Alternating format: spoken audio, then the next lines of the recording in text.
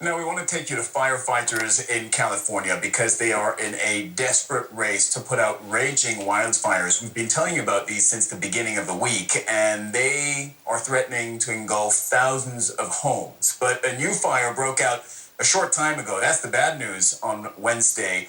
Hurricane-force winds are now creating perilous conditions. We've been telling you it's been windy since the beginning of the week. We have now reached hurricane-force winds. These are the pictures of the Easy Fire, not a great name, in Simi Valley, northwest of Los Angeles. It's threatening the Ronald Reagan Presidential Library, which has been mostly evacuated, thankfully. Look at just how close the fire is to the actual library. All right, let's show you the Getty fire now, which began near the famous Getty Center Museum in Los Angeles. Officials say it started when a tree branch fell on a power line. This map shows where the fires are burning across the state. So it's been the same really since the beginning of the week, up and down the state. Just north of San Francisco in wine country, Napa Valley, that's where the Kincaid fire is raging. And west of Los Angeles, around the greater Los Angeles area, that's where you have the Getty fire, which still hasn't been put out. And by the way, the redder they are, the more active they are, the less contained they have been. A large section of Southern California right now under a mandatory evacuation order. CNN's Stephanie Elam is at the Reagan Library in Simi Valley, and she joins us now live. Give us the update, Stephanie.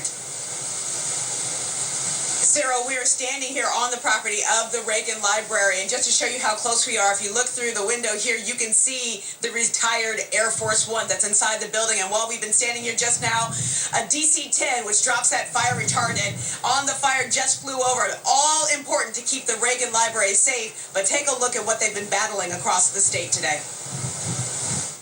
It's terrifying how close the flames are. Firefighters are battling raging wildfires burning across the state. Look at the wind. These two homes right here are really threatened at the moment. Near hurricane-force winds and dry conditions are sparking new outbreaks and adding fuel to existing fires, forcing residents to make emergency evacuations and threatening the Ronald Reagan Presidential Library. You can see the library is still standing there, albeit the vegetation around it has all burned away. The former president and his wife Nancy are buried here. Of the many priceless exhibits in the library, a retired Air Force One jet, all at risk from flames, driven by gusts of up to 60 miles an hour. Local residents are struggling with the new normal. It's horrible. It's horrible. And, you know, I've lived here all my life, and we've always had the winds, but never these fires. The first thing you notice when you get out here are the winds, which are blowing these blazes right here. This fire is raced through here. Firefighters still keeping an eye on it. And the reason why,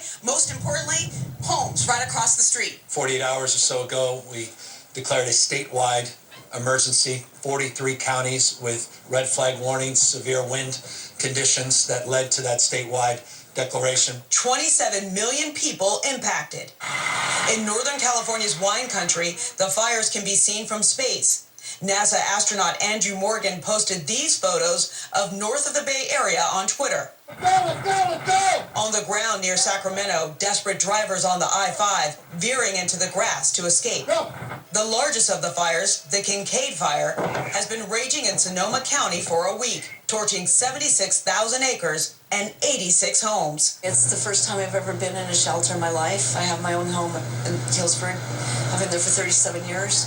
And it was a little scary at first. As the dangerous and unpredictable wildfires continue to burn, an ominous warning from the Los Angeles fire chief. It only takes one ember to blow downwind to start another fire. Now up north at the Kincaid fire, they are starting to assess whether or not they can start letting people back in and bring those evacuation numbers down as the winds are more favorable up there. But Cyril, I've got to tell you, I grew up in California and I have never felt winds like this here. It does feel like you're up against a hurricane-force wind.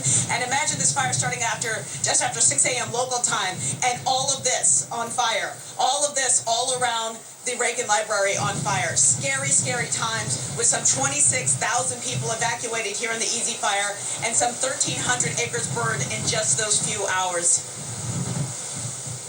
Yeah, Stephanie, those winds are very visible.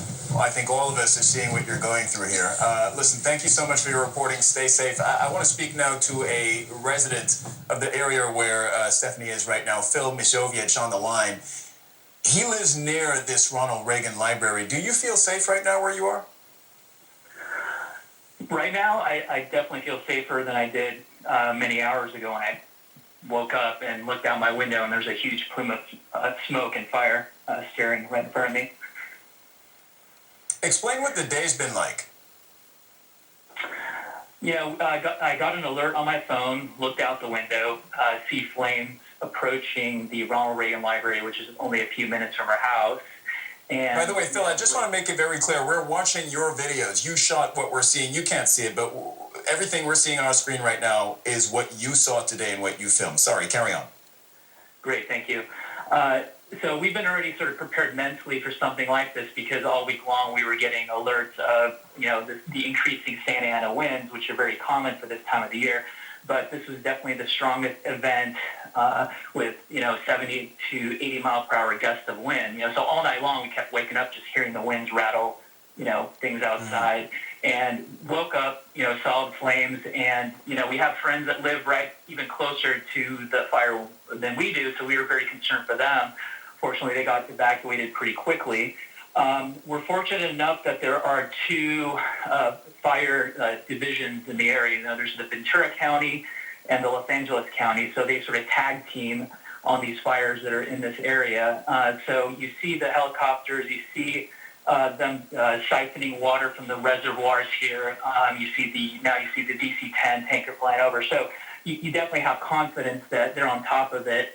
But definitely even though California has had fires throughout its history, you know, certainly the frequency, you know, has increased. We've had 4 fires in 4 years in this area, and we've evacuated 3 of those times. So this is sort of the new normal for us. So we have a plan in place, and, you know, we kind of know what to do, but it's still pretty frightening when it's happening.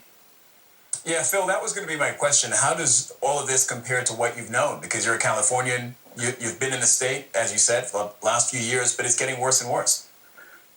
Yeah, for sure. You know, growing up in California, you know, we always knew that this time of the year with the Santa Ana, the threat of fire was a possibility. But the seasons are now, the fire season is definitely longer now. It's stretched out to a point where you can see fires popping up, you know, year round. And so it definitely has us on the edge. And I have to say that it's kind of a scary reality to be, you know, thinking about these fires. And then, of course, seeing, you know, with social media, you can see the impact a lot better than when, you know, I was younger. So it's very scary living here right now. Phil Mishovic, thank you so much for taking the time and sharing your story with us. We appreciate it. All right, I want to go to meteorologist Tom Sater now. He's at the CNN Center, and let's find out with Tom if the winds are going to let up anytime soon. Tom? Looks like it's going to be another 48 hours. So we still have to go through the evening period, through the darkness of night, through the entire day tomorrow and tomorrow night.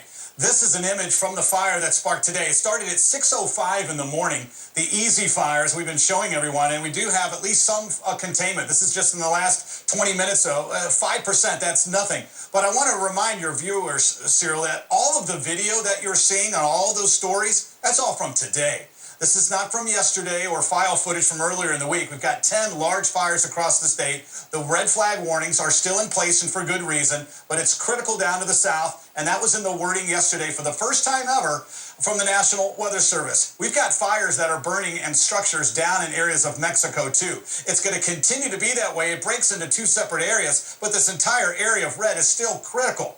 When we talk about the area, just for Ventura County and LA, the square kilometers, it's the size of Tokyo, Seoul, Hong Kong, and Shanghai all combined. This image is something, and this is why the fire chief moments ago said it only takes 1 ember. But these embers are blowing as far as 1, even 2 kilometers away, creating the hot spots. This is not one major storm. Talked about it yesterday. High pressure over the Intermountain West brings in these dry winds. Humidity levels at 3%. It's amazing. And they compress and they heat up as they slide down these slopes. So the winds, it's a pressure gradient. And never before in the month of October have we had a pressure gradient like this. So the winds do ease up a little bit, but for the most part, we're going to be looking at this problem going on. Real quickly for you, areas of red, here's Simi Valley over here, as you see, areas of red are where power's been cut off, Sarah, but they're still looking at all these areas in blue. Well, they'll probably do it later on tonight or even in tomorrow. So it's going to be another 48 hours at least, unfortunately. All right, Tom Sater, we appreciate it. Thank you. And from